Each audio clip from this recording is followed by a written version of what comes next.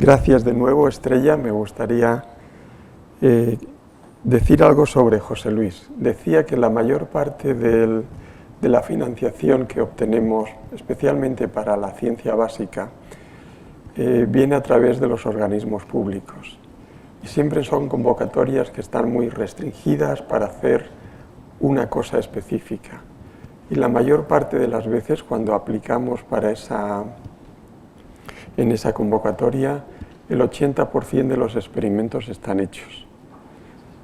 Y están hechos para convencer a los revisores de que lo que proponemos tiene algo de sentido, que hay datos preliminares, porque si no es muy difícil que nos digan que sí.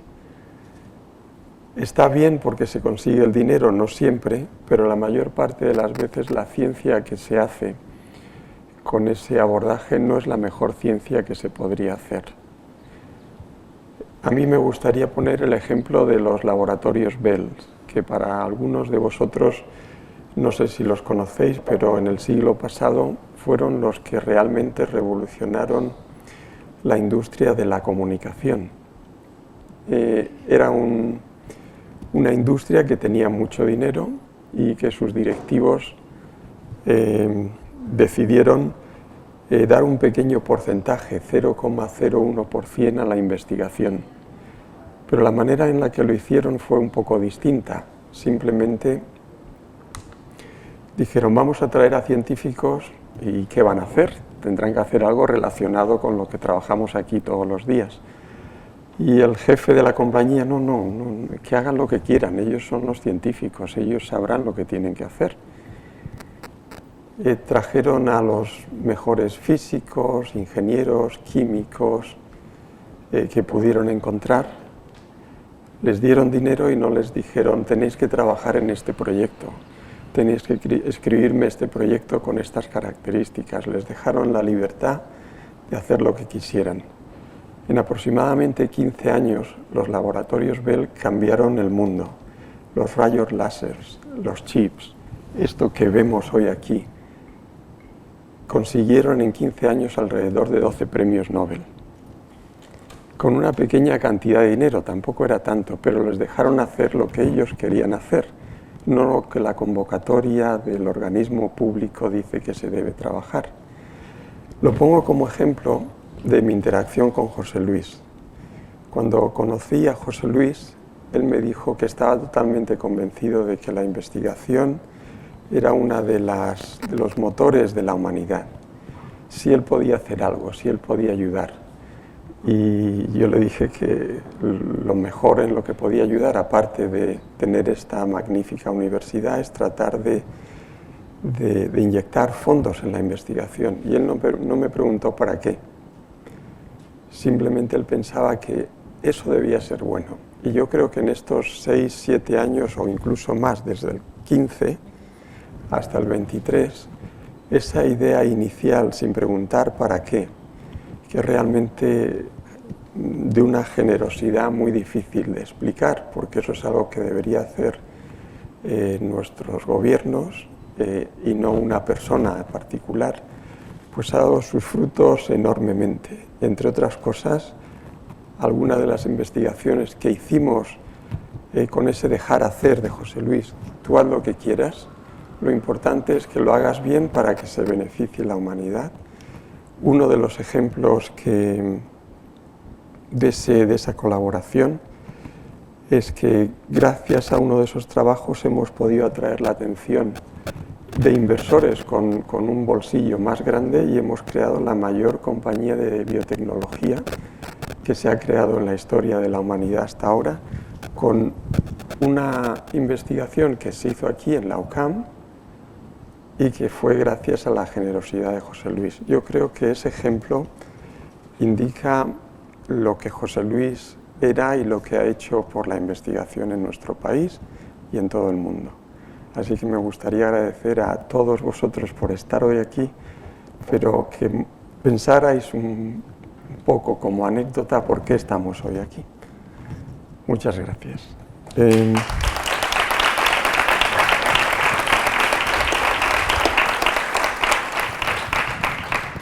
Y sin más, me gustaría empezar a describir un poco lo que os voy a comentar hoy, que es, en esta diapositiva veis nuestra trayectoria vital, como a la izquierda veis dos células, el ovocito femenino y el espermatozoide masculino, se encuentran y en unos días aparece lo que llamamos un blastocisto. En rojo tenéis las células madre a partir de las cuales se van a generar los 250, casi 300 tipos celulares que constituyen un embrión. Ese embrión nace, se desarrolla y al final se muere. Lo que os quiero hablar es de salud. Durante las primeras etapas de la vida de ese embrión, una vez que ha nacido, la salud en general no es un tema que le preocupa o nos preocupa a ninguno de nosotros. Y especialmente veo muchas caras jóvenes, no es algo en lo que pensáis, porque no os lleva tiempo, tenéis que hacer otras cosas y la falta de salud no está en vuestro día a día. Pero desafortunadamente para algunas de las caras un poco mayores, quizás la persona mayor en esta habitación soy yo, la salud empieza a formar parte de nuestros días y nos lleva unas cuantas horas. Y al final de nuestras vidas nos lleva todo el día. Solo hablamos, si habláis con vuestros abuelos, solo hablamos de salud y de enfermedad. Cambia nuestra percepción de la vida conforme va pasando el tiempo. Y la pregunta en general que tratamos de desarrollar en colaboración con investigadores aquí en la UCAM, algunos de ellos están presentes, es cómo podemos revertir, paliar, tratar ese proceso de enfermedad que ocurre con el tiempo. Desde el punto de vista molecular, esta es una analogía. Tenemos, como os decía, muchos tipos celulares y veis en azul un tipo celular que hemos llamado el tipo celular saludable, que conforme va pasando el tiempo ese color empieza a ser de otros colores y empiezan a aparecer otras poblaciones celulares que se desvían de esa trayectoria de salud y es indicativo de las distintas enfermedades que aparecen. ¿Cómo funciona ese proceso? ¿Cómo una célula saludable desvía su trayectoria y se convierte en una célula falta de salud que da lugar al cáncer, enfermedades neurodegenerativas, etc.? El descubrimiento de nuestro genoma, la secuenciación de nuestro genoma hace ya aproximadamente 20 años o 23, en realidad cuando se publicó la primera vez, nos está ayudando.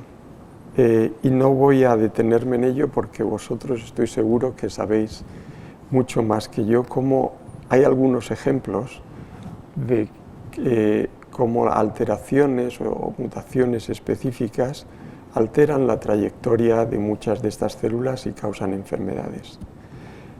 El poner esta diapositiva es solo para darnos cuenta de cómo avanza la ciencia. Este proyecto de secuenciación del genoma humano, que hace 23 años fue realmente algo extraordinario, costó alrededor de más de 2.000 millones de dólares.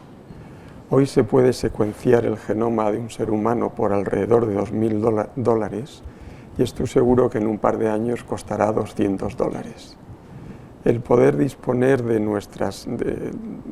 la secuenciación de nuestras propias células creo que va a dar lugar a una medicina más personalizada. Y esto es a lo que en los últimos años en la investigación en general uno está tratando de centrarse en esa medicina personalizada que puede ser debida a un mejor conocimiento de nuestro genoma. ¿Cómo se trata hoy la enfermedad? La enfermedad se trata principalmente buscando cuál es la causa de esa enfermedad. Y esa causa puede ser alterada a nivel génico, a nivel molecular, o que la célula en sí ha dejado de funcionar. Y hoy en día esa es la manera en la que se trata. Muchas veces no se cura, simplemente se trata la enfermedad. Yo diría la mayor parte de las veces no se revierte la enfermedad. Un ejemplo de función molecular alterada, las drogas que tomamos, una aspirina, por ejemplo, un omeprazol, por ejemplo, van a alterar una determinada función, llamémosle inflamación en este caso. Un ejemplo de terapia génica, que en los últimos 2 o 3 años empezamos a ver ejemplos ya en personas humanas. Distrofias musculares, donde existen mutaciones en el tejido muscular que impiden que se desarrolle la función de ese tejido normalmente. Precisamente aquí en la UCAM fuimos pioneros en el descubrimiento de maneras de modificar el genoma de una manera segura, en este caso en ratones, para revertir una enfermedad distrófica. Aquí a la izquierda veis un ratón distrófico con una mutación específica. A la derecha veis un aumento de masa muscular y una mejor organización de todas las fibras musculares que permite a este ratón andar, mientras que el otro ratón no andaba. Existen ya alrededor de 3 ensayos clínicos en pacientes tratando de mejorar la función de este gen mutado. Ese sería un ejemplo de una terapia génica que en los últimos años empieza a ser trasladada a la clínica. Otro ejemplo, que también lo hemos desarrollado aquí en colaboración con la UCAM, es la atrofia espinal, que es con mucho la enfermedad genética en los niños más prevalente y que lleva a la muerte en general de la mayor parte de ellos que tienen una mutación en este gen. Lo que veis en la siguiente diapositiva, y esto es de nuevo con un animal de experimentación a la izquierda, podéis ver el animal que tiene esa mutación que en los primeros días está vivo, pero no se puede mover prácticamente y no dura más de 2 semanas, mientras que tras la corrección genética podéis ver que ese ratón ahora es capaz de moverse y por lo tanto aumentar su funcionalidad y tener una vida relativamente normal. Se están empezando a trasladar esos conocimientos que hemos obtenido en el ratón a la clínica. Esos son 2 ejemplos de lo que podemos hacer hoy en día y que hace 7 años, cuando empezamos esta colaboración, en cierta manera era un sueño, era algo que ni nosotros mismos podríamos creer que lo podríamos desarrollar. Un ejemplo de terapia celular lo vemos todos los días. Seguro que habéis oído hablar de estos pequeños órganos o organoides, que son pequeños grupos de células que se ensamblan en una placa Petri tratando de imitar lo que ocurre durante el desarrollo embrionario, la formación de pequeños órganos. Aquí podéis ver algunos de ellos. Otra colaboración que empezamos en su día desde la UCAM es la generación de algunos de estos organoides, como puede ser el riñón, que nos van a ayudar a entender esa desviación de la trayectoria de una célula del riñón a una célula de salud, a una célula más o menos enferma, y que podemos hacerlo con células o organoides humanos.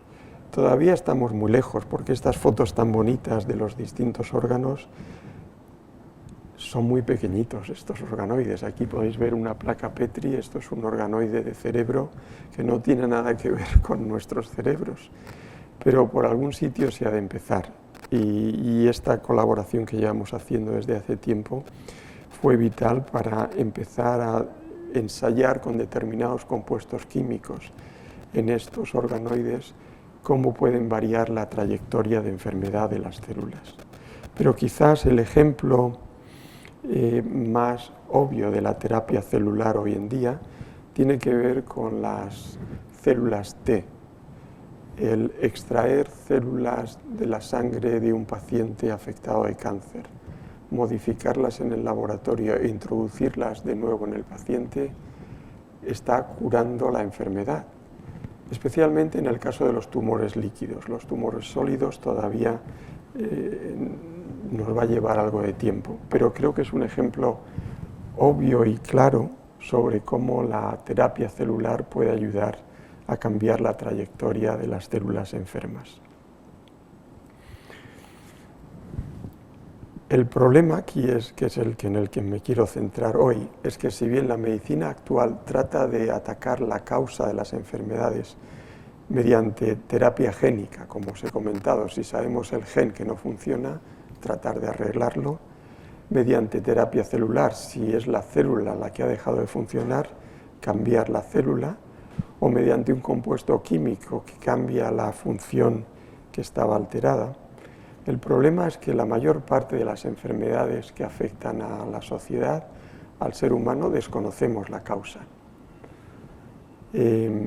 Aquí podéis ver un gráfico como a partir de los 40-45 años hay un crecimiento logarítmico de todas las enfermedades cardiovasculares, hepáticas, del aparato locomotor, neurodegenerativas, y todas ellas coinciden con el paso del tiempo y conforme vamos avanzando, esas enfermedades son mucho más prevalentes. Por lo tanto, quizás la enfermedad más importante que tenemos nosotros es el envejecimiento. Y os vuelvo a repetir, cuando sois jóvenes, realmente aparte de una mutación específica, la enfermedad no existe, la trayectoria vital de esas células sigue esa línea azul que os decía anteriormente, una trayectoria de salud. Y el problema es cómo podemos, con la medicina actual, que se centra en la causa, lidiar con la mayor parte de las enfermedades que desconocemos la causa. Ese es el problema y la discusión que me gustaría tratar con vosotros, y por favor pararme y preguntarme cuando lo consideréis apropiado. Conceptualizando el problema, podéis ver aquí un rectángulo con dos colores, azul y rojo. En el azul estamos hablando ahora de una célula joven, veis que es más ancho que el rojo. Lo que estamos midiendo en este caso es la capacidad de respuesta de una célula frente al estrés. El estrés puede ser cualquier cosa, desde cambiar el pH de una célula a introducirle un mutágeno, a cualquier cosa que va a aumentar el estrés molecular de esa célula. Y podéis ver que esas dos curvas se unen en un punto muy alto de esa gráfica. Lo que quiere decir es que una célula joven ante un insulto tiene una capacidad de resiliencia, de buffering muy alta. Y por lo tanto, cuando somos jóvenes, si corremos una maratón, tenemos una capacidad de resiliencia mucho mayor, por ejemplo, que cuando tenemos 50 años. Espero que esa analogía la podamos entender. Se trata de, en un estadio joven, la capacidad de lidiar con cualquier insulto es mucho mayor que en un estadio avanzado, donde veis ahora que el color rojo ocupa la mayor parte del rectángulo, y entonces ante un estrés la capacidad de respuesta ya no va a ser tan alta, va a ser mucho más baja, y eso va a conllevar obviamente a la aparición de la enfermedad y desviación de esa trayectoria celular. Y la pregunta es si podemos cambiar esa capacidad homeostática de la célula, porque cambiándola, ante cualquier insulto, ante cualquier enfermedad, esa célula va a poder ser capaz de lidiar mucho mejor con ese insulto. Ese es el concepto de tratar de paliar e incluso resolver las enfermedades que desconocemos las causas, simplemente rejuvenecer la célula y aumentar su capacidad homeostática. ¿Eso cómo lo podemos hacer? Os hablaba de ese cambio de trayectoria de las células, que en principio algo que lo he dado por asumido, que todos lo aceptamos. La realidad es que hasta hace unos muy pocos años, en el mundo científico, no era algo aceptado el que una célula pudiera cambiar su trayectoria. Cuando una célula ha iniciado su trayectoria, no la va a cambiar y se va a morir al final de su etapa, pero no podemos cambiar la trayectoria de esa célula. El trabajo de muchos investigadores, pero principalmente de estos dos, de John Gordon y Shinya Yamanaka, nos demostró que no es así, que una célula adulta puede cambiar su trayectoria y convertirse de nuevo en una célula embrionaria y a partir de ahí optar por diversas trayectorias. Y basado en ese concepto es lo que nos llevó a tratar de mezclar la gráfica anterior, cómo aumentar la capacidad de resiliencia de una célula, cómo rejuvenecerla y ver qué relación podría tener con la enfermedad. Y para ello usamos en primer lugar este ejemplo. Es una mutación específica que da lugar a un envejecimiento acelerado. Como veis, estos niños tienen alrededor entre 6 y 12 años, pero la imagen de los mismos es que son personas mayores y que en realidad van a morir en 2 o 3 años. El doctor Carlos López Otín generó la misma mutación en un ratón. Aquí en España los ratones, como sabéis, en el laboratorio viven alrededor de 2 años. Ratones con esta mutación viven 3 o 4 meses y lo podéis ver, la pérdida de piel, el ratón es pequeñito, encogido. Y lo que hicimos es añadir estos 4 factores de Yamanaka a este ratón y exponerlos durante un periodo muy corto de tiempo, no llevarlos a una célula embrionaria, pero tan solo un pulso pequeño de estos 4 factores conseguía transformar ese ratón en otra trayectoria. Como podéis ver, ese ratón ya no tiene nada que ver con el anterior, tiene una mayor capacidad de regeneración y de respuesta al estrés comparado con el ratón que no fue tratado.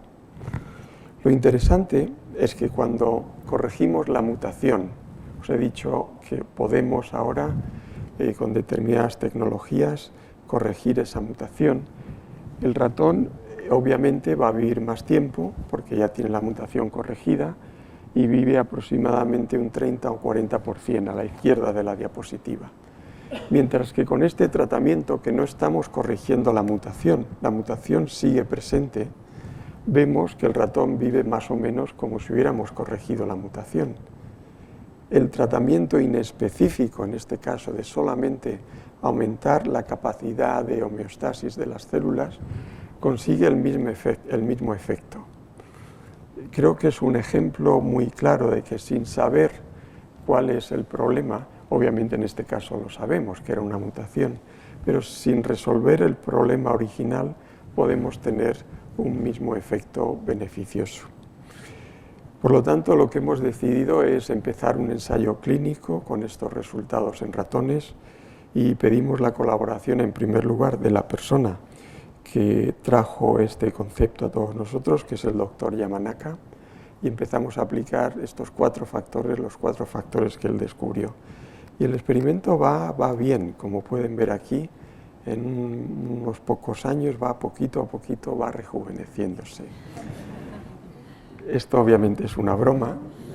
Lo que quería decir es que la idea que empezamos en un primer momento con un modelo de envejecimiento se puede extender a cualquier otro modelo que no tiene que ver con el envejecimiento, sino con la pérdida de salud. Y permitirme mostraros otro ejemplo.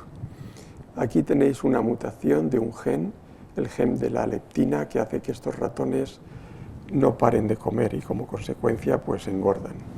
Tras darle un pequeño pulso de estos 4 factores, ese ratón, aunque sigue comiendo, no hemos curado la mutación, no hemos curado la causa y sigue comiendo, en cambio no engorda, su metabolismo es distinto.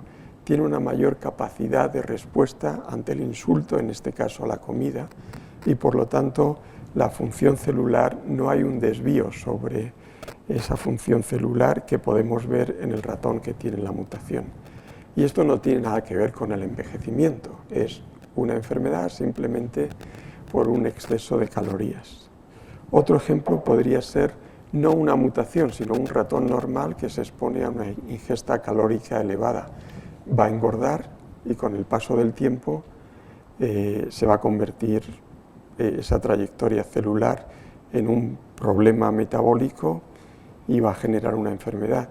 Tras un pequeño pulso de estos 4 factores y podéis ver la cantidad de grasa en distintas partes del animal es mucho menor y ese ratón no se convierte en un ratón obeso. Otro ejemplo que podría daros, un ejemplo de toxicidad química. Os he hablado anteriormente, cuando tenemos dolor o una inflamación tomamos una pastilla de omeprazol. Si tomamos o le damos a la rata una cantidad excesiva de omeprazol, aproximadamente 10 veces la dosis normal, su hígado va a dejar de funcionar y a los 9 días la mayor parte, si no todas las ratas, van a fallecer. Si añadimos un pequeño pulso de estos 4 factores, vemos que el 50% de los ratones ahora sobrevive. Sobrevive porque tiene una mayor capacidad de respuesta. No estamos bajando la dosis de omeprazol, pero ante ese insulto puede responder mucho mejor. Y finalmente, ya que estamos donde estamos, una situación relacionada con el deporte. Daños musculares. Esa capacidad de regeneración del músculo, que es muy activa y muy efectiva durante las etapas jóvenes, con el paso del tiempo empieza a disminuir. Aquí podéis ver una tinción para una célula que marca un gen determinado que identifica las células madre musculares del músculo. A la izquierda es el animal no tratado y a la derecha es el animal tratado con estos 4 factores tras una lesión muscular. Y lo que veis es un número distinto de células. Hay mucho más células que son capaces de regenerar el músculo de ese ratón tras el insulto, en este caso, una cardiotoxina que se le inyecta al animal para que pierda su función muscular.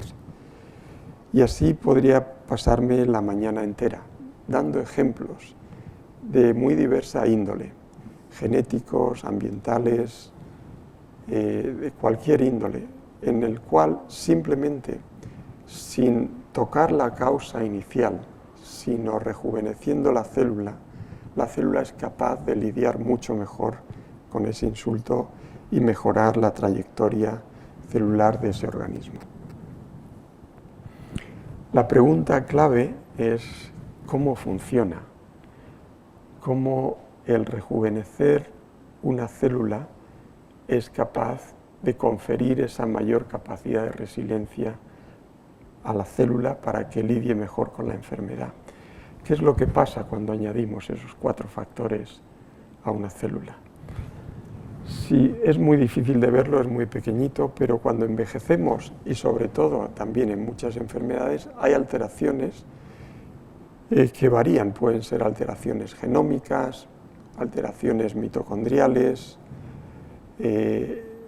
pérdida de funcionalidad de algunas células madre de esos tejidos, la aparición de la senescencia en algunas células del tejido.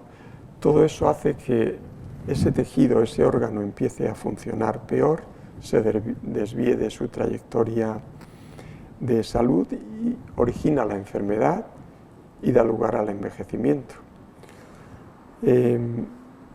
¿Cuál de estos factores es el fundamental?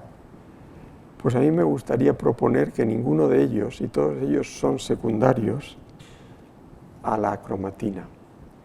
La cromatina, la topología de la cromatina, la dinámica de la cromatina en la enfermedad y el envejecimiento son realmente drivers y no simplemente pasajeros de ese proceso de alteración de la trayectoria celular a una trayectoria sana o una trayectoria enferma. Aquí podéis ver un núcleo con la cromatina enrollada. Si hacemos un pequeño zoom, empezamos a ver que hay distintos territorios de cromatina, cromatina más empaquetada y cromatina menos empaquetada. Una la llamamos heterocromatina, otra eucromatina, y el equilibrio entre estos dos tipos de cromatinas en distintos territorios y regiones de nuestro genoma es fundamental para esa resiliencia. Cuando este equilibrio se altera, enseguida vamos a tener una expresión anormal de genes. Y esa expresión anormal de genes es lo que conlleva a todas esas observaciones que os decía anteriormente que están relacionadas con la enfermedad y el envejecimiento. Entiendo que es difícil aceptar que la causa de todo esto puede ser alteraciones en la topología de la cromatina y en su dinámica, pero estoy totalmente convencido porque cada vez que alteramos artificialmente la cromatina en el laboratorio empezamos a ver cómo todas estas trayectorias celulares se desvían, pero mucho más importante, cuando la volvemos a restaurar, y esto es lo que estamos haciendo con los 4 factores, es cuando la célula vuelve a funcionar de nuevo. Por lo tanto, me gustaría proponer que la topología de la cromatina y su dinámica está arriba de todos esos fenómenos que vemos durante la enfermedad y el envejecimiento. Si podemos modificar ese parámetro, yo estoy totalmente convencido de que podremos lidiar con la enfermedad de una manera más efectiva sin realmente saber cuál es la causa inicial. Estoy seguro que con el tiempo, poquito a poco, sabremos muchos más sobre las causas de las enfermedades, pero hasta entonces creo que os he dado ejemplos muy concretos de sin saber la causa y cómo alterando, que es lo que hacen estos 4 factores, la organización de la cromatina, pues podemos tener efectos saludables en las células. El mensaje final, y ya con esto acabo, es el siguiente. La medicina actual. Hemos experimentado un cambio enorme en los últimos 30 años en tratar enfermedades que antes no podíamos tratar. Ejemplos como la terapia génica empiezan a aparecer, ejemplos como la terapia celular también empiezan a aparecer, que se unen a las drogas tradicionales que se estaban desarrollando para mejorar la salud. Pero todos esos tratamientos estaban basados en el conocimiento de la causa de la enfermedad. Como todavía desconocemos muchas de las causas de las enfermedades que afectan a la mayor parte de la sociedad, lo que he querido proponer hoy es que una manera de lidiar con ese problema hasta que conozcamos las causas es tratar de rejuvenecer nuestro epigenoma, cambiar el equilibrio entre la eucromatina y cromatina en determinadas regiones de nuestro genoma que permite que las células funcionen mejor. ¿Por qué? Porque rejuvenecen, y ese rejuvenecimiento, como os decía anteriormente a todos vosotros, os hace no pensar en la enfermedad. Y esto es todo lo que tenía que decir científicamente sobre el trabajo que estamos realizando en colaboración con la UCAM. Estaría encantado de recibir preguntas, comentarios o lo que os apetezca. Muchas gracias.